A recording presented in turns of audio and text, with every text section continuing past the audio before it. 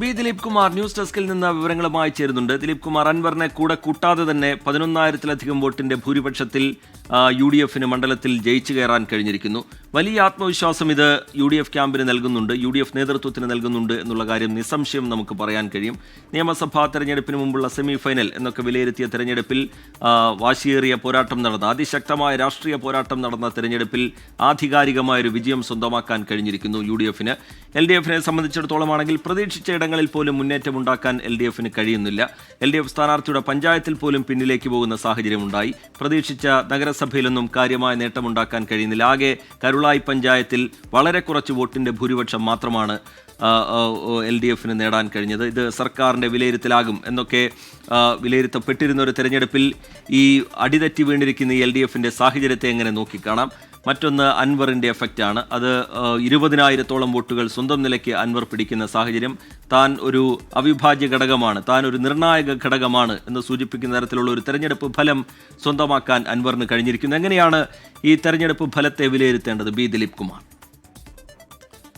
റിജിത്ത്, കഴിഞ്ഞ ഉപതെരഞ്ഞെടുപ്പുകളിൽ ഈ സർക്കാർ അധികാരമേറ്റ ശേഷം നടന്ന ഉപതെരഞ്ഞെടുപ്പുകളിലൊക്കെ UDF വിജയിച്ചു. അതായത് ആ പാർട്ടി തന്നെ നേരത്തെ വിജയിച്ചിരുന്ന 2021 വിജയിച്ച സീറ്റുകളിൽ വീണ്ടും വിജയിക്കുകയാണ് ചെയ്തത്. LDF ചേലക്കര നിലനിർത്തുകയും ചെയ്തു. അത് അങ്ങനെ ആ നിലയിൽ മുന്നണികൾ അവരവരുടെ സീറ്റുകൾ നിലനിർത്തി. പക്ഷേ നിലമ്പൂരിനെ സംബന്ധിച്ച് ചിത്രം തികച്ചും വ്യത്യസ്തമായിരുന്നു. ഭരണപക്ഷത്തുള്ള MLA ഭരണപക്ഷത്ത് നിന്നുകൊണ്ട് തന്നെ ചില ആരോപണങ്ങൾ മുഖ്യമന്ത്രി പിണറായി വിജയനെതിരെ ഉന്നയിക്കുകയും LDF CPIM-നെതിരെ ഉന്നയിക്കുകയും അങ്ങനെ അതുവഴി മുന്നണി വിടുകയും ചെയ്തു. ആ MLA അദ്ദേഹം PV അൻവർ MLA സ്ഥാനം രാജിവെച്ചതിനെ തുടർന്ന് നടന്ന ഉപതെരഞ്ഞെടുപ്പാണ്. വലിയ വാശിയേറിയ മത്സരമാണ് നിലമ്പൂരിൽ നടന്നത്. അതുകൊണ്ട് തന്നെ ആ വാശിയേറിയ മത്സരത്തിൽ മണ്ഡലം നിലനിർത്തുക എന്നത് CPIM-നും ഇടതുമുന്നണിക്കും അഭിമാന പ്രശ്നമായിരുന്നു. 2016 കൈവിട്ട മണ്ഡലം തിരിച്ചു പിടിക്കുക എന്നതായിരുന്നു UDF-ന്റെ പ്രധാന ദൗത്യം. മണ്ഡലത്തിൽ കരുത്തു കാട്ടുക എന്നതായിരുന്നു PV അൻവറിന് മുന്നിലുള്ള വഴി.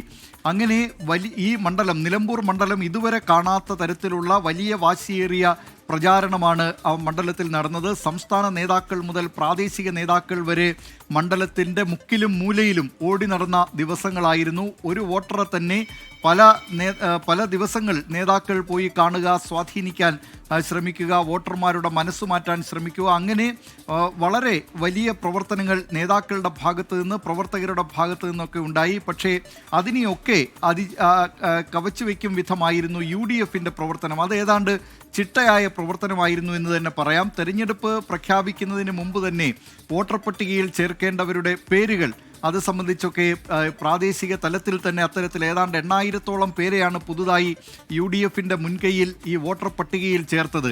മാത്രമല്ല കേരളത്തിന് പുറത്തുള്ള മണ്ഡലത്തിന് പുറത്തൊക്കെയുള്ള ഏതാണ്ട് 4,300-ഓളം പേരുകൾ വോട്ടർ പട്ടികയിൽ ചേർക്കാൻ കഴിഞ്ഞു. അതിൽ തന്നെ ഏതാണ്ട് 70% പേർ വന്ന് വോട്ട് ചെയ്തു.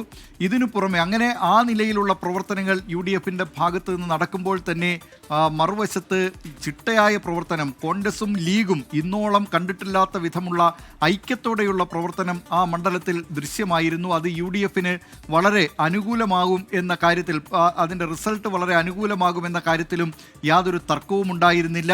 മറ്റൊരു പ്രധാനപ്പെട്ട ഘടകം, ഒരു ഭരണവിരുദ്ധ വികാരം ഈ മണ്ഡലത്തിൽ അലയടിച്ചു എന്നത് തന്നെയാണ്. അത് വളരെ പ്രകടമായിരുന്നു. PV അൻവർ ഏതാണ്ട് 20,000-ഓളം വോട്ടുകൾ പിടിച്ചു എന്നത് കാണാതിരുന്നുകൂടാ. ആ 20,000-ഓളം വോട്ടുകളിൽ ഗണ്യമായ പങ്കും CPIM സ്ഥാനാർത്ഥി, LDF സ്ഥാനാർത്ഥി M സ്വരാജിന് ലഭിക്കേണ്ട വോട്ടുകളായിരുന്നു എന്നാണ് ഇപ്പോൾ നമുക്ക് ഈ പഞ്ചായത്ത് തലത്തിൽ, നഗരസഭാ തലത്തിലൊക്കെയുള്ള ആ വോട്ടിംഗ് പാറ്റേൺ അത് പരിശോധിക്കുമ്പോൾ മനസ്സിലാക്കാൻ കഴിയുക. LDF-ന് കരുളായി പഞ്ചായത്തിൽ മാത്രമാണ് നേരിയ ലീഡ് നേടാൻ കഴിഞ്ഞത്. മറ്റ് പഞ്ചായത്തുകളിലെല്ലാം മറ്റ് 6 പഞ്ചായത്തുകളിലും അതോടൊപ്പം തന്നെ നഗരസഭയിലും UDF വ്യക്തമായ ആധിപത്യം പുലർത്തി. വഴിക്കടവ് പഞ്ചായത്തിൽ UDF പ്രതീക്ഷിച്ച ഒരു മുന്നേറ്റം ഉണ്ടാക്കാൻ കഴിഞ്ഞില്ല. പക്ഷേ UDF സ്ഥാനാർത്ഥി തന്നെയാണ് അവിടെ, ആര്യാടൻ ഷൗക്കത്ത് തന്നെയാണ് മുന്നിട്ട് നിന്നത്. CPIM-ന്റെ സ്വാധീന കേന്ദ്രങ്ങളായി കരുതിയിരുന്ന അമരമ്പലവും പോത്തുകല്ലും LDF-നെ കൈവിടുകയും ചെയ്തു. പോത്തുകല്ല് M സ്വരാജിൻ്റെ ജന്മസ്ഥലം കൂടിയാണ്, M സ്വരാജ് താമസിച്ചിരുന്ന സ്ഥലം കൂടിയാണ്. ആ സ്ഥലവും ആ പ്രദേശവും LDF-നെ കൈവിട്ടു. അങ്ങനെ LDFിനെ സംബന്ധിച്ച് വലിയ തിരിച്ചടിയാണ് ഈ ഉപതെരഞ്ഞെടുപ്പ് ഫലം എന്നത് കാണാതിരുന്നുകൂടാ. അതേസമയം UDFിനെ സംബന്ധിച്ച് ഇത് സംസ്ഥാനത്ത് ഒരു സെമി ഫൈനലായിരുന്നു, തെരഞ്ഞെടുപ്പുകളുടെ സെമി ഫൈനൽ. ഇനി തദ്ദേശ തെരഞ്ഞെടുപ്പ് വരാനിരിക്കുന്നുണ്ട്. അടുത്ത വർഷം ഫൈനൽ എന്ന് പറയാൻ കഴിയുന്ന നിയമസഭാ തെരഞ്ഞെടുപ്പ് വരാനിരിക്കുന്നു. അതുകൊണ്ട് തന്നെ ഈ തെരഞ്ഞെടുപ്പിൽ വിജയം നേടുക എന്നത് മുന്നണികളുടെ അഭിമാന പ്രശ്നമായിരുന്നു. ആ അഭിമാന പോരാട്ടത്തിൽ സെമി ഫൈനൽ കടന്നിരിക്കുകയാണ് UDF. റീജിത്ത്, ദിലീപ്, ഈ LDFിന്റെ പരാജയം എന്ന് പറയുമ്പോൾ അവർ ഏറ്റവും യോഗ്യനായ സ്ഥാനാർത്ഥിയെ തന്നെയാണ് നിർത്തിയത്. അതിപ്പോഴും അവരതങ്ങനെ തള്ളിപ്പറയുന്നൊന്നുമില്ല. രണ്ടാമത്തെ കാര്യം, ഇപ്പോൾ CPI സംസ്ഥാന സെക്രട്ടറി ബിനോയ് വിശ്വം പറഞ്ഞ ഒരു കാര്യമുണ്ട്, അൻവർ ഫാക്ടർ. അത് ഏത് രീതിയിലാകും തിരിച്ചടിച്ചിരിക്കുക എന്ന് പറയുമ്പോൾ അദ്ദേഹം ആ കാര്യം അൻവർ ഫാക്ടർ എങ്ങനെ പ്രതിഫലിച്ചു എന്നുള്ളതിനേക്കാൾ നമ്മളൊരാളെ കൂടെ നിർത്തുമ്പോൾ അത് അവരുടെ ആശയങ്ങളിൽ, അവരുടെ ആദർശങ്ങളിൽ, അവരുടെ രാഷ്ട്രീയ മൂല്യം, ഇതൊക്കെ നോക്കി വേണം ഒരാളെ കൂടെ നിർത്താൻ. അത് വളരെയധികം കരുതലോടെ ജാഗ്രതയോടെ ചെയ്യേണ്ട കാര്യമാണ് എന്നുള്ളൊരു പാഠം നമ്മൾ പഠിച്ചിരിക്കുന്നു. ആ പാഠം കൂടെ ഉൾക്കൊണ്ടാകും ഈ പരാജയത്തിൽ നമ്മൾ ഇനി അടുത്തതിലേക്കുള്ള മുന്നേറ്റം എന്ന് അദ്ദേഹം പറയുകയുണ്ടായി. അപ്പോൾ യഥാർത്ഥത്തിൽ ഈ ഒരു പരാജയം എന്ന് പറയുമ്പോൾ ഈ അൻവർ ഫാക്ടർ അത് LDFിനെ വല്ലാതെ പറ്റിയിട്ടുണ്ടോ? LDFിന്റെ ഈ പരാജയത്തിന് കാരണമായിട്ടുണ്ടോ?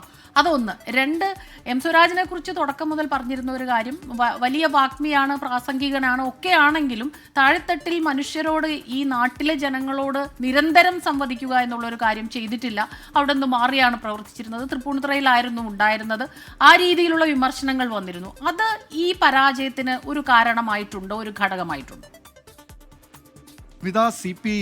CPIഎമ്മിൻ്റെയും ഇടതുമുന്നണിയുടെയും സ്ഥാനാർത്ഥി M സ്വരാജ് യോഗ്യനാണ് എന്ന കാര്യത്തിൽ തർക്കമില്ല. കാരണം ആ മണ്ഡലത്തിൽ നിർത്താവുന്നതിൽ വെച്ച്, ആ മണ്ഡലത്തിൽ മാത്രമല്ല കേരളത്തിൽ ഏത് മണ്ഡലത്തിലും നിർത്താവുന്ന സ്ഥാനാർത്ഥികളിൽ വലിയ യോഗ്യനായ സ്ഥാനാർത്ഥി തന്നെയാണ് M സ്വരാജ് എന്ന കാര്യത്തിലും തർക്കമില്ല. അദ്ദേഹത്തെ സംബന്ധിച്ച് ആ നിലയിൽ വലിയ പിന്തുണ അദ്ദേഹത്തിനുണ്ട്. പക്ഷേ ആ പിന്തുണ വോട്ടാക്കി മാറ്റിയിട്ടുണ്ടോ എന്ന കാര്യത്തിലുള്ള സംശയം മാത്രമാണ് ഇപ്പോൾ അവശേഷിക്കുന്നത്. മാത്രമല്ല, ഇതിൽ CPI സംസ്ഥാന സെക്രട്ടറി ബിനോയ് വിശ്വം പറഞ്ഞതുപോലെ സ്ഥാനാർത്ഥിയുടെ മികവ് ഉൾപ്പെടെയുള്ള ഘടകങ്ങൾ അത് ഈ തെരഞ്ഞെടുപ്പുകളിൽ വലിയ സ്വാധീനിക്കുന്ന കാര്യങ്ങളാണ്. അതുകൊണ്ടാണ് പല മണ്ഡലങ്ങളിലും സ്വതന്ത്രരെ വെച്ചുള്ള പരീക്ഷണത്തിന്, അത് 1957 ആദ്യ തെരഞ്ഞെടുപ്പ് മുതൽ അത് കണ്ടിട്ടുള്ളതാണ്. പല സ്വതന്ത്രരെയും ആ മണ്ഡലത്തിൽ സ്വാധീനിക്കാൻ കഴിയുന്ന, വിജയിക്കാൻ കഴിയുന്ന സ്വതന്ത്രരെയൊക്കെ നിർത്തിയുള്ള പരീക്ഷണങ്ങൾ മുന്നണികൾ നടത്തിയിട്ടുണ്ട്. കേരളത്തിൽ ജോസഫ് മുണ്ടശ്ശേരി അടക്കമുള്ള വലിയ വിദ്യാഭ്യാസ വിചക്ഷണന്മാർ, അതോടൊപ്പം തന്നെ പല മേഖലകളിലും പ്രവർത്തിച്ചിട്ടുള്ളവരൊക്കെ പലപ്പോഴും ആ നിലയിലാണ് സ്ഥാനാർത്ഥികളാക്കിയിട്ടുള്ളത്. CPI തന്നെ വലിയ ഞെട്ടിക്കുന്ന തരത്തിലുള്ള സ്ഥാനാർത്ഥികളെ തിരുവനന്തപുരം ലോക്സഭാ മണ്ഡലത്തിലൊക്കെ നിർത്തിയിട്ടുള്ളത് ഈ വിലയിരുത്തലിൻ്റെ അടിസ്ഥാനത്തിലാണോ എന്ന് നമുക്കറിയില്ല. ലോക്സഭാ മണ്ഡലത്തിലൊക്കെ സ്ഥാനാർത്ഥി നിർണയവുമായി ബന്ധപ്പെട്ടൊക്കെ പിന്നീട് CPIയിൽ വലിയ വിവാദങ്ങളൊക്കെ ഉണ്ടായിട്ടുള്ളതും സമീപകാലത്തൊക്കെയാണ്. അങ്ങനെ ആ നിലയിൽ പല ഘടകങ്ങളാണല്ലോ ഒരു മണ്ഡലത്തെ, ഒരു തെരഞ്ഞെടുപ്പുമായി ബന്ധപ്പെട്ട്. അത് പാർട്ടി കമ്മിറ്റികളിലേക്കുള്ള തെരഞ്ഞെടുപ്പല്ല, പാർട്ടിയുടെ ഏതെങ്കിലും ചുമതലകൾ സംബന്ധിച്ചല്ല, ഒരു ജനാധിപത്യ പ്രക്രിയയെ സംബന്ധിച്ചാണ്. അതുകൊണ്ട് തന്നെ ആ മണ്ഡലത്തിൽ വിജയിക്കാൻ കഴിയുന്ന, അല്ലെങ്കിൽ അദ്ദേഹത്തിന് സ്വാധീനിക്കാൻ കഴിയുന്ന ഘടകങ്ങൾ എന്തൊക്കെയാണ് എന്നതൊക്കെ വിലയിരുത്താം. ഇത് M സ്വരാജിൻ്റെ സ്ഥാനാർത്ഥിത്വവുമായി ബന്ധപ്പെട്ട് ഉണ്ടായിട്ടുള്ള ഒരു പരാജയം എന്ന് പറയാൻ കഴിയില്ല. അതിനപ്പുറം ഒരു മണ്ഡലത്തിലുടനീളം ഭരണവിരുദ്ധ വികാരം വളരെ ശക്തമായിരുന്നു എന്ന കാര്യത്തിൽ സംശയമില്ല. ആശാ വർക്കർമാർ നടത്തിയിട്ടുള്ള സമരമുണ്ട്. അവർ മണ്ഡലത്തിലെത്തി വീടുകൾ തോറും നടന്ന് വോട്ട് പിടിച്ചത് നാം കണ്ടതാണ്. വന്യമൃഗ ശല്യം ആ മണ്ഡലത്തിൽ, നിലമ്പൂർ മണ്ഡലത്തിൻ്റെ എല്ലാ ഭാഗങ്ങളിലും ഈ വന്യമൃഗ ശല്യം വളരെ രൂക്ഷമാണ്. അങ്ങനെ ആ ജനങ്ങൾ അതുമായി ബന്ധപ്പെട്ടുള്ള കാര്യങ്ങൾ, ക്ഷേമ പെൻഷനുകൾ മുടങ്ങിയിട്ടുള്ള കാര്യം, അങ്ങനെ ഈ നിരവധി വിഷയങ്ങൾ ഈ തെരഞ്ഞെടുപ്പ് കാലത്ത് പിന്നീട് ക്ഷേമ പെൻഷനുകളുടെ 2 മാസത്തെ കുടിശ്ശിക നൽകുന്നത് സംബന്ധിച്ചൊക്കെ തീരുമാനമെടുത്തതാണ്.